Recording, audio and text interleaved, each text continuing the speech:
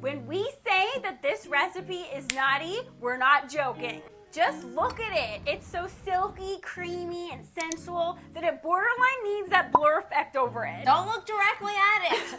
If you make this naughty grilled creme brulee for your husband or wife, be prepared for the night to get wild, because this stuff gets anyone hot and bothered, and you're about to see why. Now, you might be looking at this and being like, creme brulee, I've ordered that from a steakhouse before, it seems complicated, but it's really only a few simple ingredients. You need to be adding 4 tablespoons of sugar here. I know that sounds like a lot, but this is not a light recipe. That's what we're talking about. It's naughty because it's full fat cream and it's full white sugar. Oh, that looks good already. You could think drink. It's like a liquid hot milkshake. It is. So you're gonna bring it to a boil, and while it's boiling, you need to separate your egg yolks from the whites. Okay, so that's why I do it in a separate bowl there, because you don't want to get some shell in there. So simple. You don't need a kitchen gadget for this. You just get right in there with your hands. I don't know why people are afraid to use their hands when it comes to cooking. Separate the whites, and I like to use the whites in an omelet later. Okay, good idea. Okay, you're whisking it up. Then you're gonna slowly add the cream to the egg yolks. This is called tempering the egg yolks, and it makes it so that they don't turn into scrambled eggs. Everything gets nice and creamy and silky and combined. Then just go in for the full rest of it. So this is just a custard, basically. Yes. You're making a custard. Okay. But does that seem hard?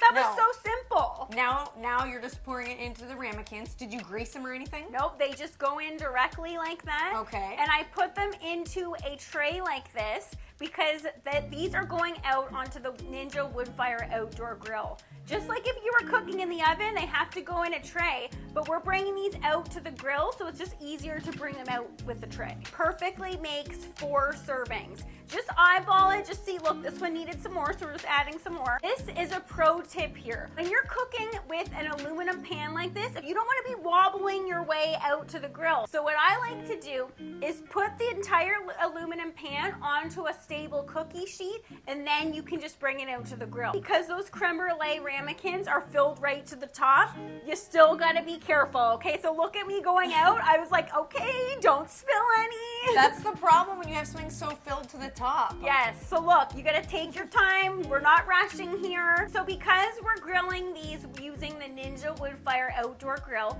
you gotta plug in the grill and you gotta prep it for the creme brulee. So we're setting it to the roast function. You'll see here, I'm raising up the minutes to 55 minutes because we have made this creme brulee on one of our other pellet grills before, and that's how long they typically take. Now I noticed you lowered the temperature though, so you hit the roast function, then you turned it down to 300? Yes, you're gonna turn it down to 300 because these are slowly coming up to temperature. If you cook these at a higher temperature, you're not gonna get that creamy, luscious, gentle, naughty texture that creme brulee is known for. It would get like rubbery on the outside and raw on the inside. And you just press start, but before you do that, you gotta make sure the grill grate is in the grill. If you start this grill without the grill grate in there, problems will occur. And we know from personal experience, so you always wanna make sure before you hit that start button, make sure the grill grate is in the grill. Then the preheating starts. It takes around 10 minutes, tells you to add food, you get your creme brulees into the grill. This is what is called a bain-marie, okay? Otherwise known as a water bath. And what this does is that it allows the creme brulees to get that luscious, creamy texture that we all know and love. And it also produces steam in there too. It also makes it so the creme brulees stay nice and moist and don't dry out in there. And if you're wondering why it's cloudy in the water, I was. And I asked Maddie, what's cloudy in there? Why is that cloudy? And she said, I spilled a little egg in the bottom. Look, even with the cookie sheet, when I was walking out to the grill, some still went overboard, and that's why you get that cloudy look. All right, that's not supposed to happen. So try It's supposed to be clear. Supposed to be clear.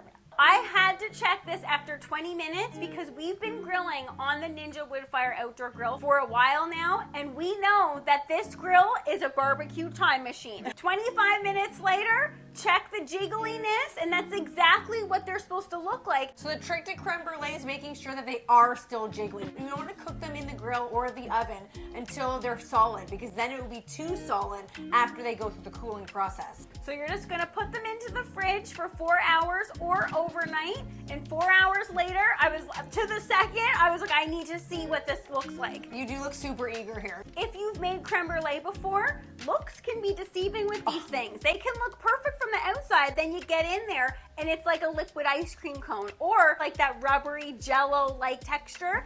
So you're gonna add more sugar. Again, we're talking naughty here. You're not gonna be eating these every single week. They're a treat. And then we're going in with the torch. Ooh. Now, keto people, look away. This is not for you.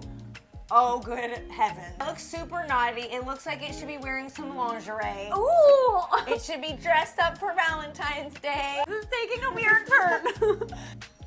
Oh, I'm right there with you, honey. Oh no. Look at her enjoying. Oh, look at the eyes. She's like, oh yeah. Would you recommend using the smoke function for this? I didn't really feel like adding it today because I had just made some smoked ribs and I didn't want smoked main course, smoked dessert, so I left the smoke function off here. And you know what? I think for a plain standard creme brulee, I would personally go without the smoke, but I think the smoke flavor would stand up to something more robust, like a dark chocolate. Ooh. Smoky Earl Grey creme brulee.